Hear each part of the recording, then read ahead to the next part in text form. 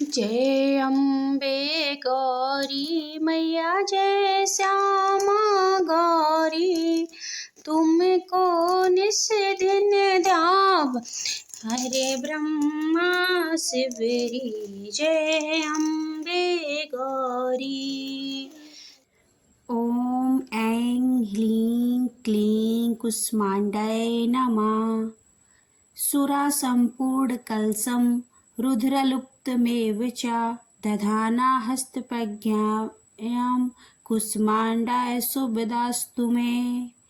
Hello everyone, जय माता दी। आप सभी का स्वागत है हमारे चैनल नीलम लड्डू गोपाल जी पर।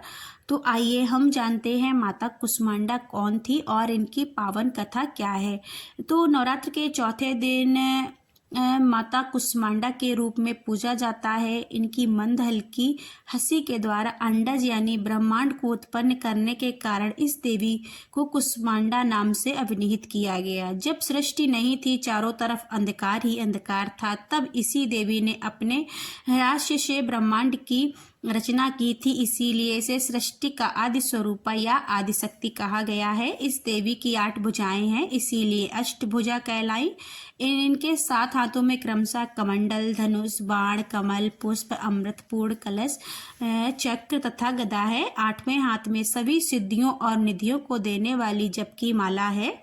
इस देवी का वाहन सिंह है और इन्हें कुम्हड़े की बिल्व प्रिय है, इसीलिए कुम्हड़े को कुष्मांडा कहते हैं।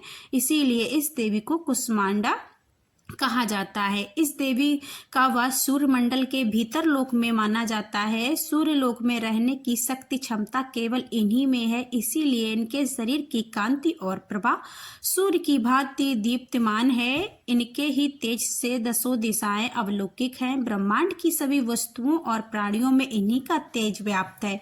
अचल और पवित्र मन से नवरात्र में चौथे दिन इस देवी की पूजा आराधना करना चाहिए। इससे भक्तों के रोग और शोकों का नाश होता है तथा उसे आयु, यश, बल और आरोग्य प्राप्त होता है। ये देवी अत्यल्प सेवा और भक्ति से ही प्रसन्न होकर आशीर्वाद देती हैं। सच्चे मन से पूजा करने वाले को सुगमता से परम पद प्राप्त होता है।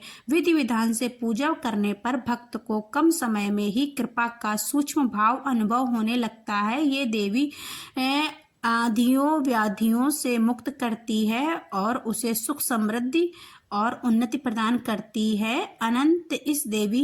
अंततः इस देवी की उपासना में भक्तों को सदैव तत्पर रहना चाहिए और इस देवी की पूजा करने से जो है रोगों की मुक्ति होती है। तो जो लोग रोगों से ग्रसित हैं वो लोग माता कुष्मांडा की पूजा करें और माता कुष्मांडा के जो है प्रसन्न करने के लिए आप एक मंत्र का जाप कर सकते हैं। उस मंत्र का जाप आप हाथों में फूल लेकर के, अक्षत लेकर के कर सकते हैं। वो मंत्र है या देवी सर्वभूतेषु माँ कुष्माण्डारूपेण संस्थिता नमस्तस्यै नमस्तस्यै नमस्तस्यै नमो नमः। कम से कम इस मंत्र का जाप आपको 108 बार करना है। इसके बाद माता के चरणों में पुष्प और अक्षत छोड़ करके माता रानी का आशीर्वाद लीजिएगा, पूजा आरती करिएगा, अच्छे से धूप दीप दिखाइएगा और माता रानी की कथा अवश्य सुनिएगा, क्योंकि कथा सुनने से ही माता कुष्मांडा जो है प्रसन्न हो जाती हैं और हमारी सारी व्याधियों को नष्ट कर देती हैं। तो ये थी माता कुष्मांडा की कथा और माता कुष्मांडा के बारे में। तो आज के वीडियो में बस इतना ही। मिलते हैं अन्य किसी वीडियो में। जय माता दी, राधे राधे। सभी लोग अपना ख्याल रखिए, हंसते रहिए, मुस्कुराते रहिए और यूं ही नवरात्रि का पावन पर्व मनाते रहिएगा, ताकि हमारी जो है संस्कृति, सभ्यता यूं ही अमर बनी रहे, चलती रहे सदियों दर।